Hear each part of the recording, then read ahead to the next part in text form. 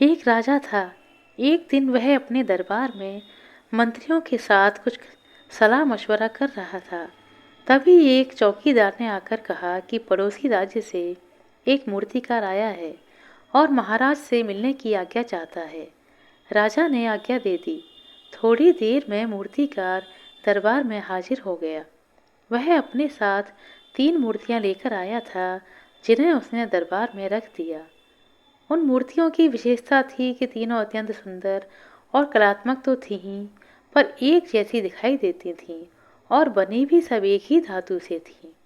मामूली सवाल जवाब के बाद राजा ने उससे दरबार में प्रस्तुत होने का कारण पूछा।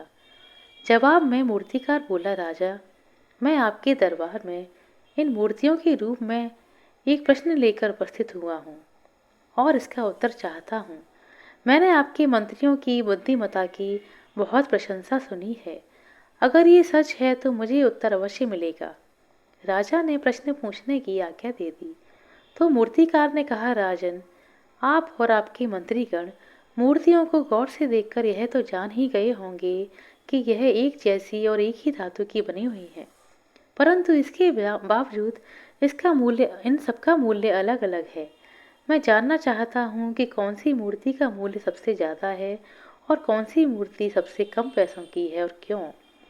मूर्तिकार के सवाल से एक बारगी तो पूरे दरबार में सन्नाटा छा गया। फिर राजा के इशारे पर दरबारी उठ उठकर पास से मूर्तियों को देखने लगे। काफी देर तक किसी को कुछ समझ में न आया। फिर एक मंत्री, जो बहुत ज्यादा चतुर था, काफी देर से मूर्तियों को गौर से देख रहा था।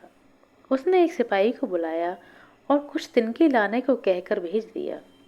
थोड़ी ही देर में सिपाही कुछ बड़े और मजबूत तिनके लेकर वापस आया और मंत्री जी के हाथ में दे दिए। सभी हैरत से मंत्री की कार्रवाई देख रहे थे। तिनके लेकर मंत्री पहली मूर्ति के पास गए और एक तिनके को मूर्ति के कान में दिखते एक छेद में डाल दिया। तिनका एक कान से अंदर गया और दूसरे कान से बाहर आ गया। फिर मंत्री दूसरी मूर्ति के पास गए और पिछली बार की तरह एक तिनका लिया और उसे मूर्ति के कान में दिखते छेद में डालना शुरू किया। इस बार तिनका एक कान से घुसा तो दूसरे कान की बजाय मूर्ति के मुंह से एक छेद से बाहर आया। फिर मंत्री ने क्या किया कि तीसरी मूर्ति के साथ भी इसी तरीके को आजमाया। इस बार तिनका कान के छेद से मूर्ति के अंदर तो चला गया, लेकिन किसी भी तरह बाहर नहीं आया। अब मंत्री ने राजा और अन्य दरबारियों पर नजर डाली तो देखा राजा सहित सभी लोग बड़ी उत्सुकता से मंत्री की ओर देख रहे थे। फिर मंत्री ने राजा को संबोधित करके कहना शुरू किया। बोला, महाराज, मैंने मूर्ति का उचित मूल्य पता कर लिया है। राजा ने कहा, तो फिर बताओ, जिससे सभी को पता चल सके।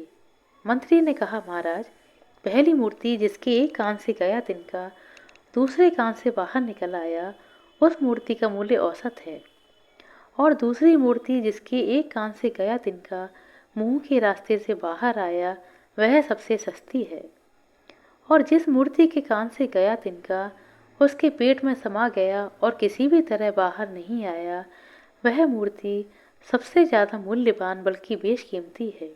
राजा ने कहा, किंतु तुमने कैसे और किस आधार पर मूर्तियों का मूल्य तय कर लिया है, हमें समझाओ।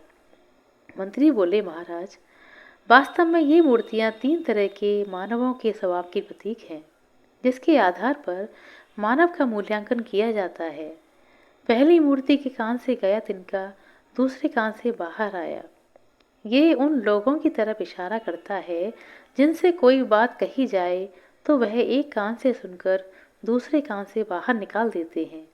ऐसे लोग किसी काम के नहीं होते, किंतु यद्यपि ये किसी बात को गंभीरता से नहीं लेते, पर इनमें इधर की बात उधर करने का अवगुण भी नहीं होता, इसलिए इनका मूल्य औसत है। दूसरी मूर्ति जिसके कान से डाला गया तिनका मुख के रास्ते से बाहर आया, वह उन लोगों का प्रतीक है जो कोई भी बात को पचा या अपने अंदर समा नहीं सकते, छिपा नहीं सकते।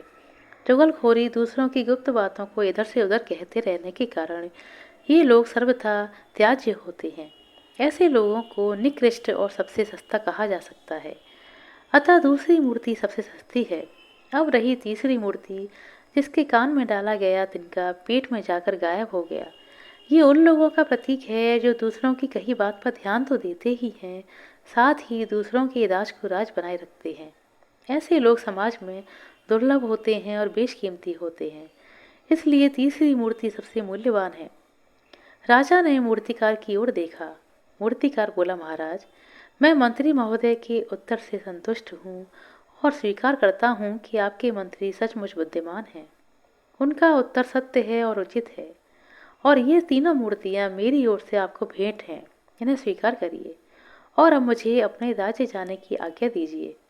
राजा ने मूर्तिकार को सम्मान सहित अपने राज्य जाने की आज्ञा दे दी और अपने मंत्री को बहुत सारे इनाम देकर सम्मानित भी किया। आशा करते हैं दोस्तों आपको हमारे दास्तान की छोटी सी नैतिक कहानी अच्छी लगी होगी।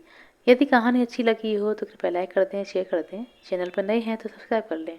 अपना कीमती समय देने के लिए बहुत बहुत धन्यवाद। मिलते हैं अगली वीडियो में, तब तक के लिए नमस्कार।